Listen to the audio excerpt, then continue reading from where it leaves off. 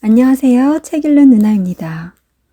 오늘 들려드릴 책은 지구별 여행자, 류시와 지음, 발행은 김영사입니다. 이 책은 아주 오래전에 나온 책이고요.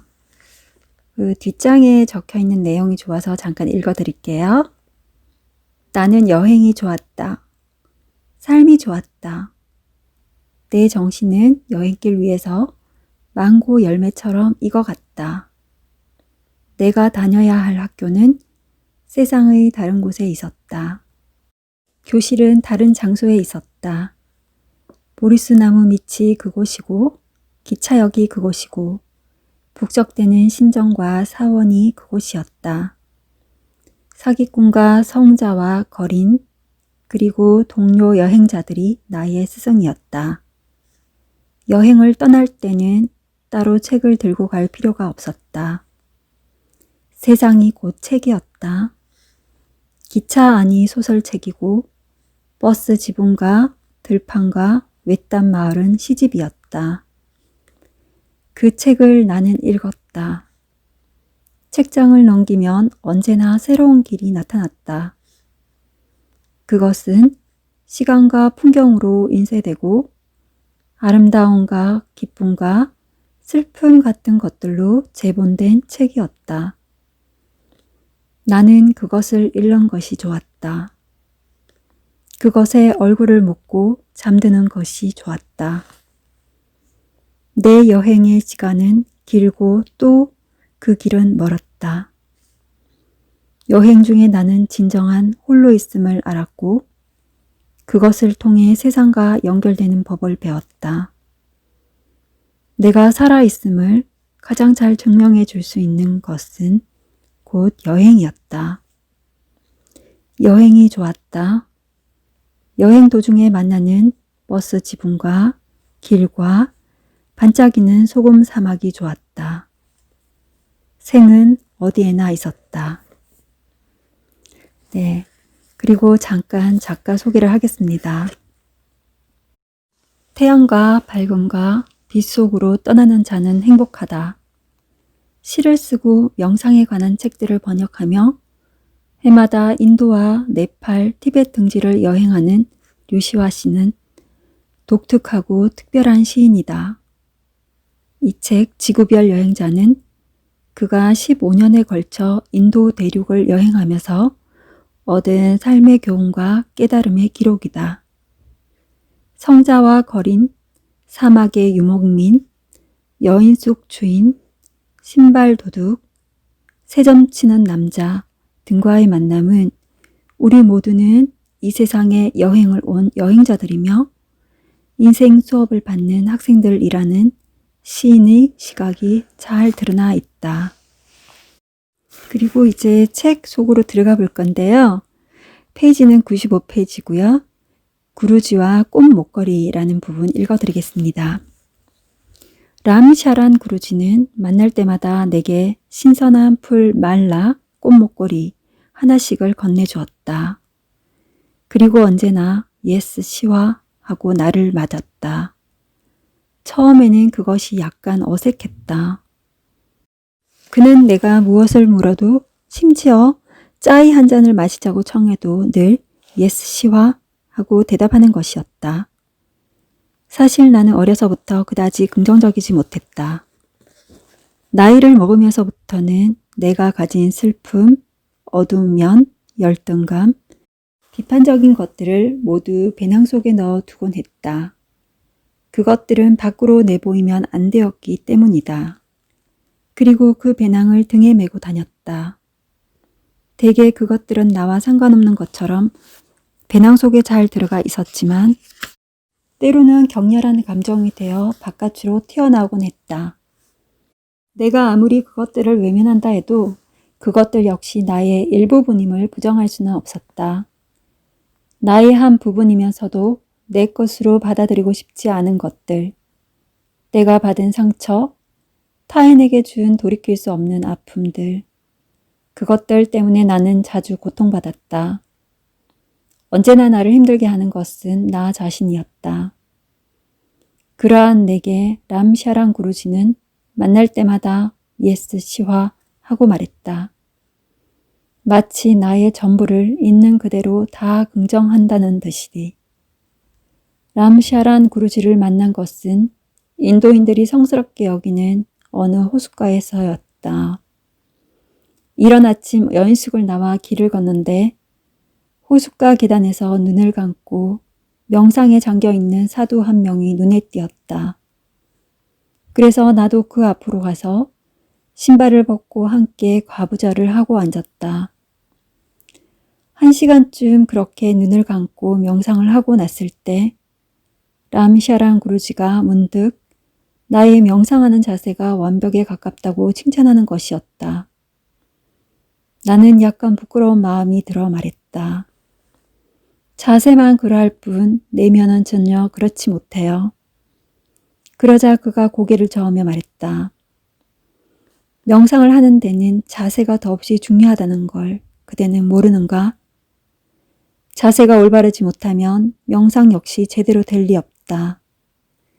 그대는 누구보다 완벽한 자세를 가졌으며 그대의 내면 역시 그 자체로 완전한 것이다. 그는 내가 마다할 틈도 없이 작은 금자나 꽃목걸이 하나를 내 목에 걸어주었다. 처음에 나는 그것을 받는 것을 주저했다. 그 지방에서는 여행객들에게 꽃을 주고 호수에 던지게 해놓고는 그것을 빙자에 헌금을 요구하는 것이 유행이었다. 하지만 람샤란 구루지는 달랐다. 그는 나를 이용하고자 하는 것이 전혀 아니었고 게다가 그의 투명한 두 눈을 바라보고 있자니 나는 갑자기 울음을 터뜨릴 것만 같았다. 그는 어쩐지 내가 배낭 속에 꼭꼭 숨겨둔 나의 어두운 면들까지 다 알고 있는 듯 했다. 내가 말했다. 이 다음에도 오늘처럼 당신 앞에 앉아서 함께 명상을 해도 될까요? 그러자 그가 내 머리에 축복의 손을 얹으며 말했다. 물론이지. 그렇게 해서 그 다음 날도 나는 그 고장을 떠나지 못하고 아침마다 람샤란 구루지와 함께 호숫가에서 명상을 했다. 우주의 창조신이 호수 수면에 반짝이는 햇살을 던지면 내 안에도 밝은 빛이 한 움큼 일렁였다. 오랜만에 맞이하는 평화로운 순간들이었다. 그러다가 내가 눈을 뜨면 구루지가 또 고개를 끄덕이며 말하는 것이었다. 예스 시와. 그리고는 금자나 꽃목걸이를 건네주며 내 머리에 손을 얹고 찌릿찌릿 축복을 내렸다. 때로 나는 내 자신이 너무 많이 살았다는 생각이 들곤 했다. 그것은 이 생에서 오래 살았다는 것이 아니라 많은 생을 두고 너무 여러 번 태어났다는 느낌이었다. 탄생과 죽음을 너무 많이 반복한 데서 오는 허무감 같은 것이었다. 이제 그만 그 순환에 종지부를 찍고 싶었다. 미처 끝내지 못한 그 무엇이 남아있어 이 삶을 살게 되었는지는 모르겠지만 다음 생에선 아니 이제는 그 어떤 무엇으로도 태어나고 싶지 않았다. 내 영혼은 루시아를 끝으로 영원히 잠들고 싶었다. 그냥 바람처럼 무가되어 사라지고 싶었다. 머리에 박힌 화살처럼 그런 생각이 내 마음을 떠나지 않았다. 그러한 내게 람샤란 구루지가 아침마다 낭랑한 목소리로 소리쳐 말하는 것이었다. 예스 시와. 그것은 나에 있는 그대로를 전부 인정하는 절대 긍정의 미소 같은 것이었다. 그의 그 한마디는 어떤 설법보다도 나를 변화시키는 힘을 갖고 있었다. 그는 삶에서도 죽음에게도 단지 예스라고 말하라고 내게 가르치고 있었다. 어떤 것에도 갇히거나 얽매임 없이 다만 자유로운 영혼으로 살아가라고. 결국 나는 완벽한 인간이 아니며 생은 온갖 시행착오를 거치기 마련이라는 것.